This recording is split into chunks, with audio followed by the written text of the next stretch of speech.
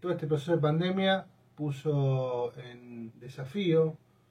a todos y todas los laburantes de ANAC para poder afrontar algo desconocido.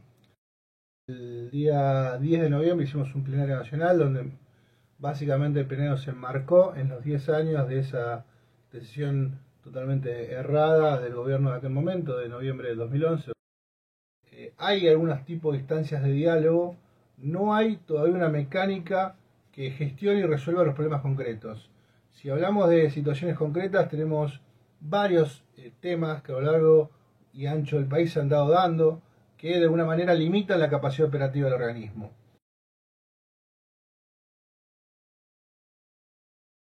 Bueno, mira, a mí lo primero que me sale es reconocer a cientos de compañeros que a lo largo y ancho del país han podido desarrollar y enfrentar un desafío muy pero muy grande de forma profesional y no siempre con las mejores condiciones para poder desarrollar su tarea. Todo este proceso de pandemia puso en desafío a todos y todas los laburantes de ANAC para poder afrontar algo desconocido. Yo me acuerdo muy bien, el otro día lo hablábamos con los compañeros, que en marzo del 2020, cuando muchos no conocían este virus o habían escuchado hablar solamente por lo que había sucedido en países de Asia, los trabajadores y las trabajadoras de la ANAC del aeropuerto de Ezeiza, específicamente el sector de sanidad, le dio contención a los pasajeros que venían con síntomas, le dio contención, tratamiento a un montón de tripulaciones que se enfrentaban con situaciones desconocidas en la aeronave, y esa profesionalidad y esa jerarquía que demostraron para poder desarrollar su tarea, a mí es lo primero que me sale en esta reflexión de este año y medio de pandemia que hemos transitado, o que estamos transitando.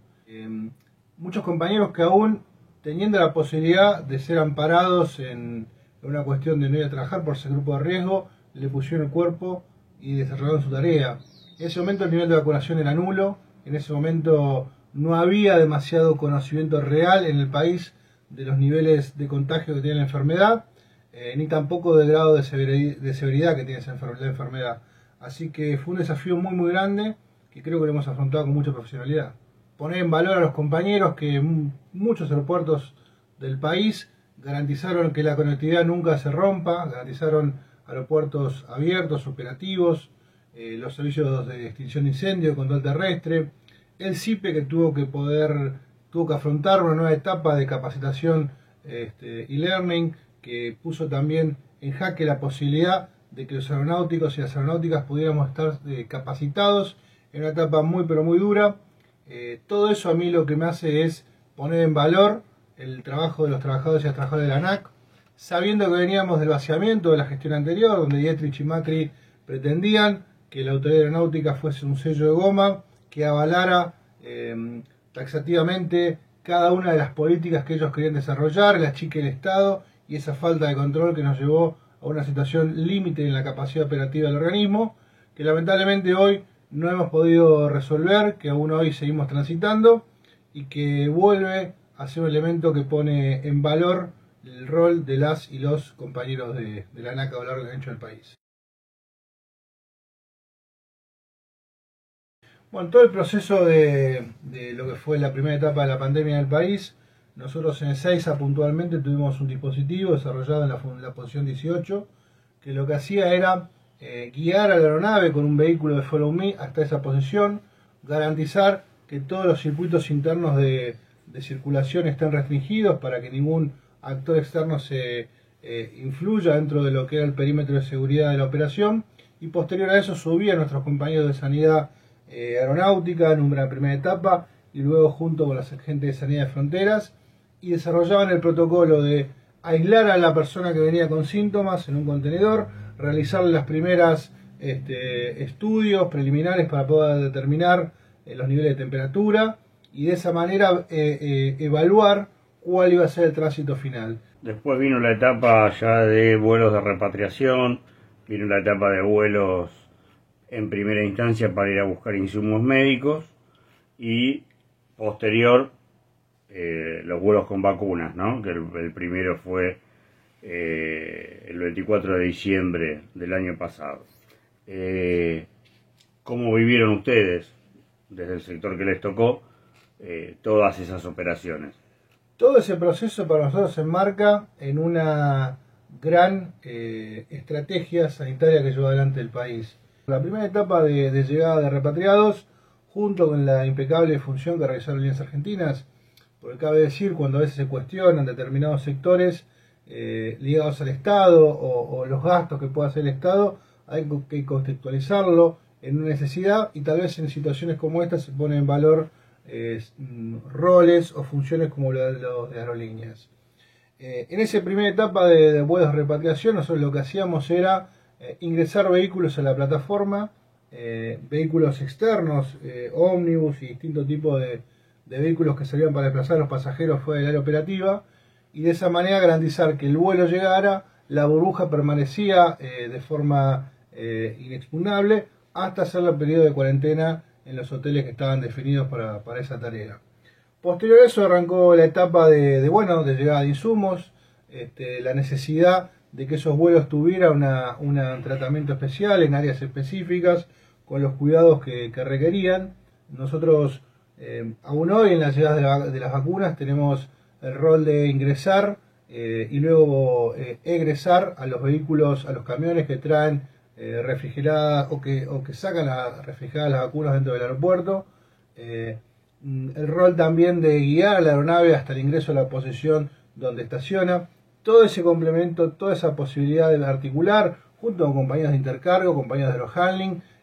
y como mencioné recién, Líneas Argentinas, compañías de ANA. Toda la comunidad aeronáutica, desde nuestro punto de vista, contribuyó a transitar la pandemia de una manera lo más conectada posible y contribuyó de gran manera para que todo este proceso de vacunación se pueda poner en práctica. Hubo también algo que no se detuvo, que es una costumbre de la industria, que es, bueno, celebrar o la llegada de un avión o la llegada del primer avión con vacunas o la de, bueno, los motivos que hubiere para celebrar, y también los motivos de homenaje con el arco de honor a aquellos comandantes que se retiran de la actividad porque finaliza su periodo laboral activo, o porque se despide una aeronave. Bueno, ¿eso qué significó para ustedes? Cada uno de esos acontecimientos que se desarrollaron durante todo este año y medio, lo que nos trajo fue una cuestión de emotividad. Está pasando un momento tan complejo en la vida de uno y en el entorno de uno, y vivir ese tipo de circunstancias, la de un comandante que dejaba de volar, la de la llegada de las vacunas, o por ejemplo la de la selección argentina cuando vino de Brasil con la Copa América, fueron situaciones que emotivamente nos recompensaron un poco lo que transitamos en todo este tiempo. En términos técnicos, en términos operativos, son operaciones que tienen cierto grado de sensibilidad porque hay que mitigar una serie de factores de riesgo, dado que la circulación se da por áreas donde habitualmente no se dan. Entonces requería de toda una coordinación y una mitigación acorde a que, bueno, se están realizando tareas poco habituales en áreas sensibles. Pero lo que más quiero remarcar es una cuestión netamente emocional, que espiritualmente nos vino a compensar todo un tiempo de mucha angustia y dolor.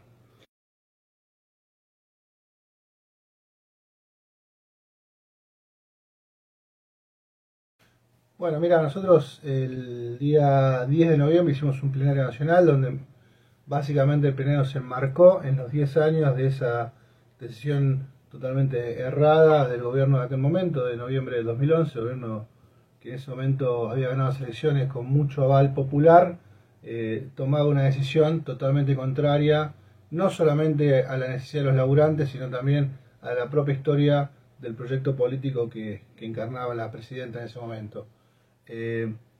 Lo que nos enmarca en ¿La decisión cuál fue? La decisión fue básicamente volver a la gestión de los servicios de tránsito aéreo a manos militares. Una decisión que iba a contramano de lo que históricamente había hecho Néstor Kirchner, que era crear la ANAC, crear un organismo civil estatal para cumplir roles de función de autoridad aeronáutica y de prestador de servicios de tránsito aéreo. Esa decisión histórica que nosotros reivindicamos de Néstor Kirchner de poner en valor al trabajador civil tuvo una arremetida totalmente contraria en ese noviembre del 2011, y nosotros desde antes lo que hicimos en ese momento fue comenzar un proceso de resistencia que finalmente culmina en la posibilidad de que se cree una empresa civil y estatal que preste los servicios. De alguna manera, si nosotros hoy estamos en este lugar, ocupamos este rol y decimos las cosas que decimos, es porque esa historia de coherencia nos avala. Digo, nosotros hoy por hoy seguimos creyendo que la aviación tiene que ser civil y estatal, que los trabajadores aeronáuticos tienen que tener una capacitación y se tiene que gestionar la aviación civil no según una estructura vertical militar, sino a partir de la capacidad, la idoneidad y el profesionalismo de los que trabajamos día a día en distintos sectores de la aviación civil.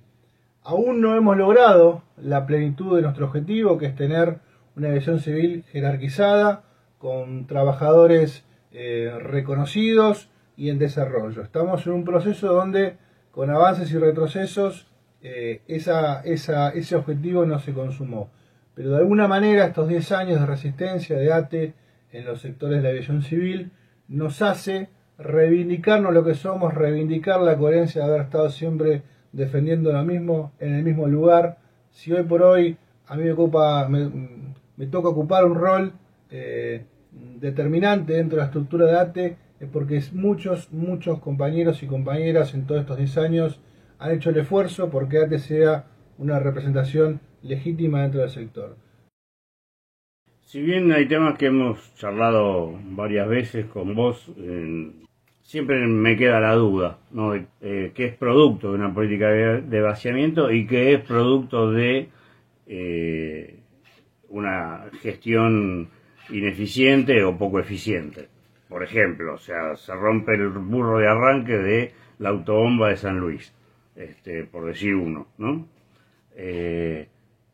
Un burro de arranque que se rompe para se rompe para Milei, se rompe para Larreta, para Alberto, para Bregman, se rompe. ¿Cómo la ven ustedes o cuál es la vivencia de ustedes de todo esto? Bueno, mira, nosotros tenemos claro que la decisión política de la gestión anterior, de Dietrich y Macri, y de los distintos administradores que tuvimos en la ANAC, era de una ANAC más chica, una ANAC con menos funciones, donde la prestación de servicio esté en manos de terceros y donde el rol de la fiscalización sea mucho más menor del cual se debería tener. Es decir, ir más en un esquema de privatizar los servicios y del autocontrol del privado en materia de fiscalización. Esta gestión, la verdad que no ha dado aún señales claras de ir en un sentido distinto. La valoración de lo que uno hace en este año y medio de gestión es que, si bien hay algunos tipos de instancias de diálogo, no hay todavía una mecánica que gestione y resuelva los problemas concretos. Si hablamos de situaciones concretas, tenemos varios temas que a lo largo y ancho del país se han dado dando, que de alguna manera limitan la capacidad operativa del organismo. Si vos me preguntás a mí si es una decisión política o si es un error de gestión, yo no tengo claro aún cuál es el motivo del por qué eso. Lo que sí tengo claro es que las falencias y el vaciamiento que se gestiona en la gestión anterior no fue resuelto. Ahí me llama mucho la atención que la ANAC, teniendo fondos propios, teniendo un mecanismo de recaudación propia mediante tasas aeronáuticas, teniendo un fideicomiso del organismo, hoy por hoy ese fideicomiso no puede ser usado en cuestiones claves que hacen el funcionamiento del organismo. Yo no puedo entender el Ministerio de Transporte el por qué sistemáticamente se niega a que esos fondos vuelvan al organismo, que se pueda invertir y que se pueda generar ni más ni menos capacidad operativa para que los aeropuertos puedan funcionar. Yo, por ejemplo, hoy estaba hablando con un compañero de Resistencia, en donde se plantea que el aeropuerto de Corrientes va a pasar de HJ a H24. Resulta ser que la problemática radica en que la ANAC no tiene personal para cumplir la tarea de H24 en tanto en cuanto el aeropuerto funcione 24 horas por día. Entonces, esa crisis estructural en la que nos dejó el gobierno anterior, al día de hoy no fue resuelta por la actual gestión del organismo, y ahí entramos en una valoración, una subjetividad que tiene que ver con que el Ministerio de Transporte no libera fondos y que la ANAC no gestiona los fondos esos para que vuelvan al organismo. En concreto, y por hoy, tenemos una ANAC en crisis operativa, tenemos una ANAC que la semana pasada tuvo que sacar fuera de servicio el aeropuerto de Comodoro Rivadavia porque llegó una autobomba a Bariloche, porque la Bariloche había salido fuera de servicio. que tuvo que cerrar el aeropuerto de Salta hace 15 días porque no funcionaba una autobomba, que estuvo el aeropuerto de Seiza 3 días sin ambulancia y tuvo que pedir una al municipio de Seiza, que tuvo el aeropuerto de San Luis 15 días cerrado, trabajando los bomberos en un contenedor de pésimas condiciones. Y la verdad que a nosotros nos llama mucho la atención que en un proceso donde debemos rediscutir el organismo y cómo lo redimensionamos, tengamos que seguir transitando las mismas situaciones que transitábamos en la gestión anterior.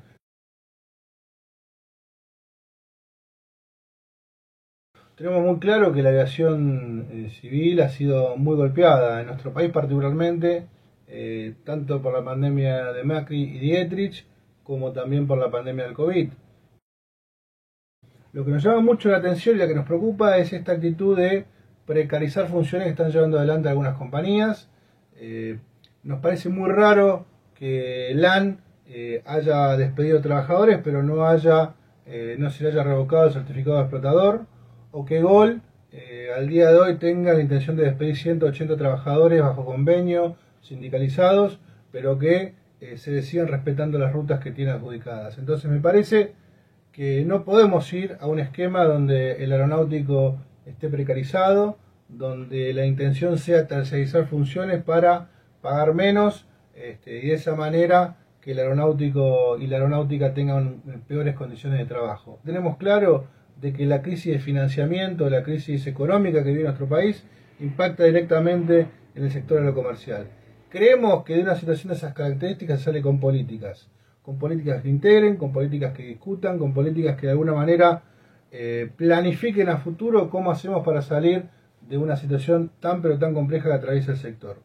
Vuelvo al planteo inicial. La salida no puede ser la precariedad de los trabajadores. La salida tiene que ser política, razonable, paulatina, previsible y planificada en el tiempo. Y eso requiere de una conducción unificada y de diálogo con todos los actores de la industria. Sindicatos, Estado, compañías aéreas, compañías internacionales, todos en una misma mesa trabajando de alguna manera la salida de una crisis económica que impactó de lleno en la industria.